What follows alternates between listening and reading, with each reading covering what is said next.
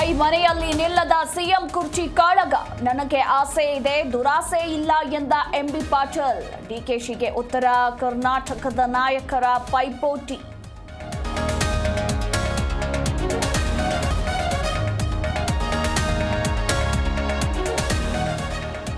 Guarantee ಗುದ್ದಾಟದಿಂದ ರಾಜ್ಯದಲ್ಲಿ ಅಭಿವೃದ್ಧಿ ಆಗ್ತಿಲ್ಲ.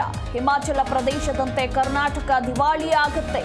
ಕಾಂಗ್ರೆಸ್ ನಾಯಕರ ವಿರುದ್ಧ ಪ್ರಹ್ಲಾದ್ ಜೋಶಿ ವಾಗ್ದಾಳಿ.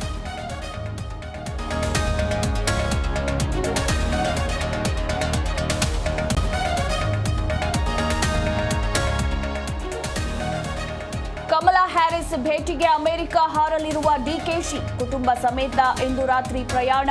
ಸಿಎಂ ಸಿದ್ದರಾಮಯ್ಯ ಭೇಟಿಯಾಗಿ ಮಾಹಿತಿ.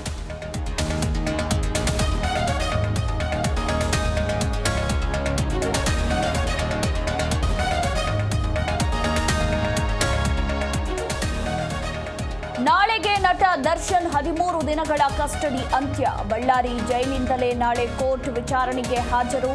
ನಾಳೆ ಮಧ್ಯಾಹ್ನ ನಿರ್ಧಾರವಾಗಲಿದೆ ಕಾಟೇರನ ಭವಿಷ್ಯ.